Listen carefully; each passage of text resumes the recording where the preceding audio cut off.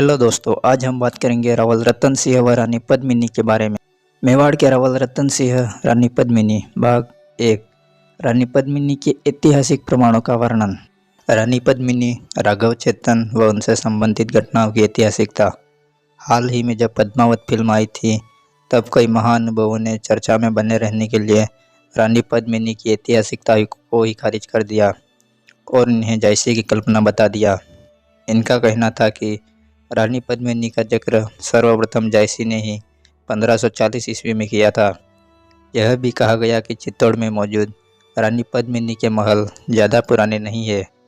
अब यहाँ कुछ तथ्य रखे जा रहे हैं जो इस बात का अकाट्य प्रमाण है कि यह जायसी की कल्पना मात्र नहीं है। पद्मावत। मलिक मोहम्मद जायसी ने 1540 ईस्वी में लिखित पद्मावत ग्रंथ में चित्तौड़ को शरीर, रावल रतन सिंह को हृदय, रानी पद्मिनी को बुद्धि, अलाउद्दीन खिलजी को माया की उपमा दी है। जो लोग ये मानते हैं कि रानी पद्मिनी का जिक्र पहली बार मलिक मोहम्मद जायसी ने पद्मावत ग्रंथ में किया है, उन्हें पद्मावत पढ़ने की आवश्यकता है, क्योंकि जायसी ने स्पष्ट लिखा है कि उसने रानी पद्मिनी की यह कथा बेन नामक कवि से सुनी है।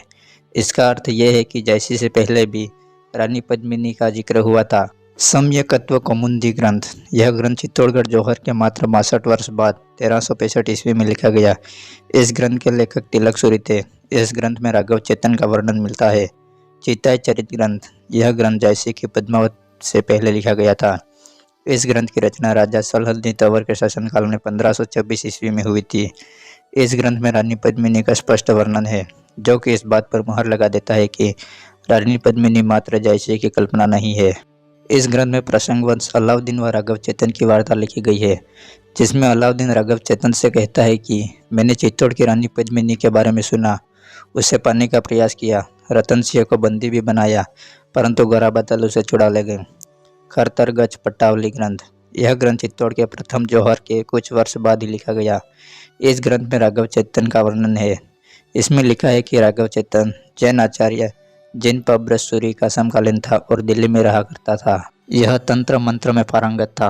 इसने 64 योगिनियों की साधना कर रखी थी। यह दुष्ट स्वभाव का था। राघव चेतन की ऐतिहासिकता और उसके स्वभाव को जानने के लिए यह ग्रंथ बहुत महत्वपूर्ण है। कांगड़ के राजा संसार चंद्र की प्रशस्ति में भी राघव चेतन का उल्लेख है। फ्रांसीसी यात्री मनुची ने अपनी पुस्तक हिस्टोरियो डी मेगोर में रानी पद्मिनी का उल्लेख है। पद्मावत को आधार मानकर अकबर के समय हाजी उदवीर ने जफरुल वली नामक पुस्तक लिखी। पद्मावत को आधार मानकर जहांगीर के समय मोहम्मद कासिम फरिश्ता ने गुलशन ए इब्राहिमी नामक पुस्तक लिखी। रानी पद्मिनी महल। सितंबर 1879 ईस्वी में महाराणा सज्जन सिंह चित्तौड़गढ़ दुर्ग में जीर्णोद्धार करवाने के उद्देश्य से पधारे, जहां उन्होंने महारानी पद्मिनी के महल की भी मरम्मत करवाई। महारानी पद्मिनी के महल निश्चित रूप से खंडहर हो गए होंगे, जिन्हें महाराणा सज्जन सिंह ने दुरुस्त करवाया और इसी कारण ये महल 150 वर्ष पुराने प्रतीत होते हैं।